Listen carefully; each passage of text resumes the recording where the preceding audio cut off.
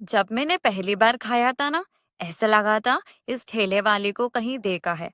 लेकिन अभी याद आया, मैंने इसको तेरे घर पे देखा था। अरे हाँ, ये तो तेरी ननद है ना? क्या कुछ भी बोलती है? मेरी ननद क्या ठेले पे काम करती है क्या? ये औरत ना पहले मेरे घर पे काम करती थी, नौकरानी थी ये। यहाँ कौन सच बोल रहा है, ये जानने के लिए कहानी के पीछे चलते हैं। माँ, बाबा कब आएंगे? मेरी बच्ची, तेरे बाबा जल्दी ही आएंगे। क्या माँ, आप इतने दिनों से सिर्फ यही बोल रही हैं। हे भगवान, गुड़िया को कैसे समझाऊं? तेरे बाबा कहाँ गए हैं ये तो मुझे भी नहीं पता। 1 साल हो गया, मैं भी उनका इंतज़ार ही कर रही हूँ।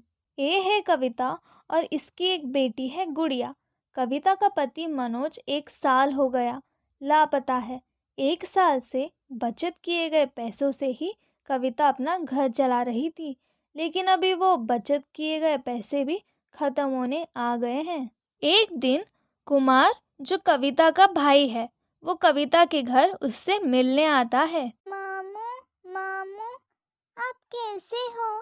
मैंने आपको बहुत याद किया।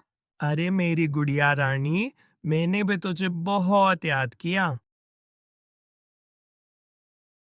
अरे भैया, आप यहाँ? क्या हुआ?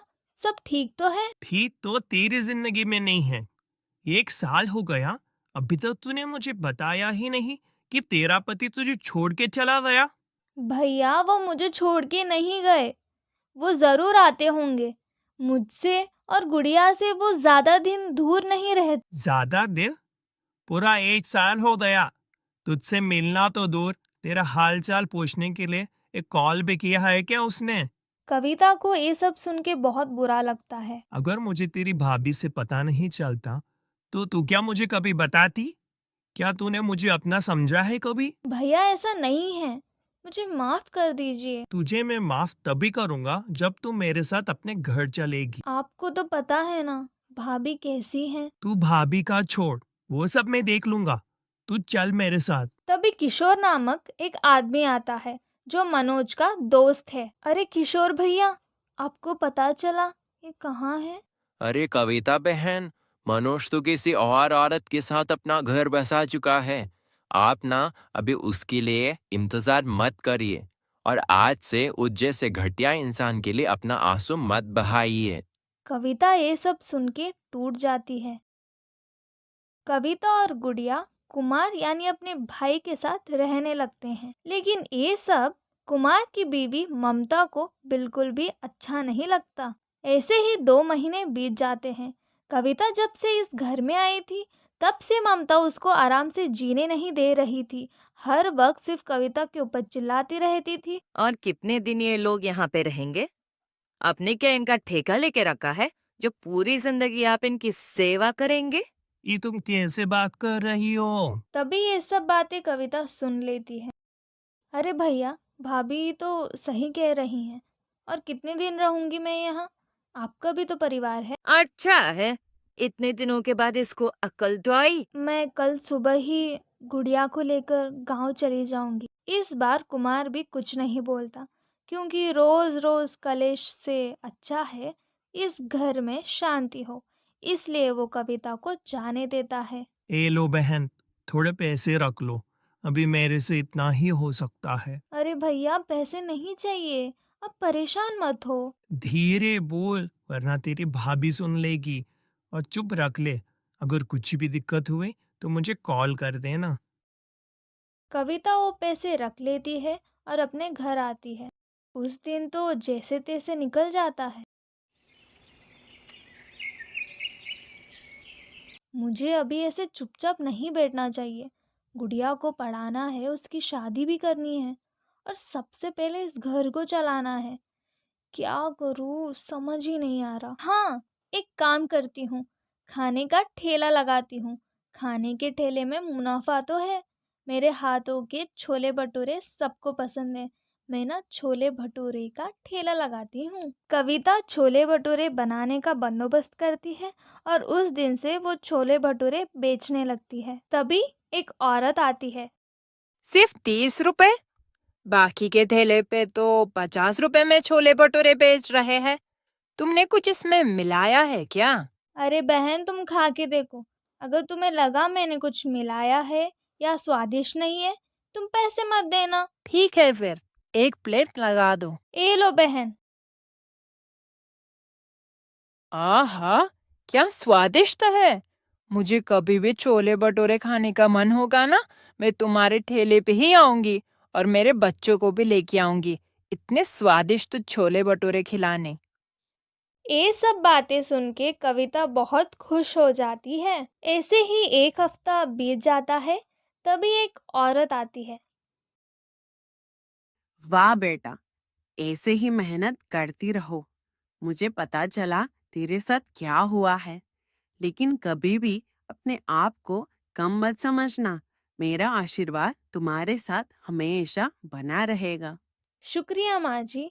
आपकी बातें सुन के मुझे थोड़ी सी हिम्मत मिली। ऐसे ही 1 महीना बीत जाता है। अभी कविता के ठेले पे छोले भटूरे का आनंद उठाने बहुत लोग आने लगते हैं। ऐसे ही एक दिन ममता कविता के गांव आती है अपनी सहेली अंजलि से मिलने। अच्छा हुआ तू आ गई। कैसी है? अरे मैं एकदम बढ़िया। तू तो वैसी की वैसी है, बिल्कुल भी नहीं बदली। तू भी ना कुछ भी बोलती है। वो छोड़, तुझे पता है इस गांव में एक छोले भटूरे का ठेला है। मैंने पहले भी खाया है, बहुत स्वादिष्ट है। उस ठेले के छोले भटूरे इस गांव में बहुत मशहूर हैं। तो मुझे कब लेके जाएगी? चल फिर अभी जाएंगे, तुझे खा के ना बहुत मजा आएगा। ममता और अंजलि कविता के ठेले पे जाते हैं। तभी कविता ममता को देखती है। अरे भाभी, यहाँ इस गांव में? चलो मिल के आती हूँ। जब मैंने पहली बार खाया था ना, ऐसा लगा था इस ठेले वाले को कहीं देखा है। लेकिन अभी याद आया, मैंने इसको तेरे घर पे देखा था। अरे हाँ, ये तो तेरी ननद है ना? क्या कुछ भी बोलती है। मेरी ननद क्या ठेले पे काम करती है क्या? ये औरत ना पहले मेरे घर पे काम करती थी, नौकरानी थी ये। ओ अच्छा, ये बात है। ये सब बातें कविता सुन लेती है और बहुत दुखी हो जाती है। अरे छोड़ यार, क्या छोले भटूरे खाने का, पता नहीं कैसे बनाते होंगे। चल अभी यहाँ से। कविता ये सब बातें सुन के दुखी तो थी, लेकिन उसको पहले से ही अपने भाभी का स्वभाव के बारे में पता था। इसलिए वो ये सब छोड़ के अपने ठेले को संभालती है। ऐसे ही 1 साल बीत जाता है। कविता को अपने छोले भटूरे के ठेले से इतना मुनाफा होता है कि वो शहर शिफ्ट हो जाती है और वहाँ अपना नया घर खरीदती है और गुड़िया को अच्छे स्कूल भेजती है और शहर में अपना बड़ा रेस्टोरेंट खोलती है। एक दिन ममता और कुमार कविता के रेस्टोरेंट आते हैं। अरे तू यहाँ भी आ गई क्या, अपना छोले भटूरे का ठेला लगाने? अरे, आप ऐसे क्यों बात कर रही हैं हमारी मालकिन से? आपको पता ना हो तो बता दूं, ये जो रेस्टोरेंट में खड़े हो ना आप, ये हमारी मालकिन का है। ये सब सुन के अंजलि बहुत ज़्यादा चौंक जाती है, लेकिन दूसरी तरफ कुमार बहुत ज़्यादा खुश होता है कि आखिरकार उसकी बहन अभी खुश है। मालकिन? आप इनको जानती हैं? जी नहीं, ये कस्टमर है, इनको किसी चीज़ की कमी मत होने दीजिए। इतना बोल के कविता वहाँ से चली जाती है। तभी वहाँ ममता की वही दोस्त अंजलि आती है और सारी बातें सुन चुकी थी। तुझसे मुझे ये उम्मीद नहीं थी। अपनी ननद के साथ तूने ऐसा बर्ताव किया। बेचारी में तेरा क्या बिगाड़ा था? इतनी मेहनती है वो, और अपने दम पे इतना सब हासिल किया है उसने। तुझे ना शर्म आनी चाहिए। छी। ममता को ये सब सुन के बहुत बुरा लगता है और उसको अपनी गलती का एहसास भी होता है, लेकिन अभी बहुत देर हो चुकी थी।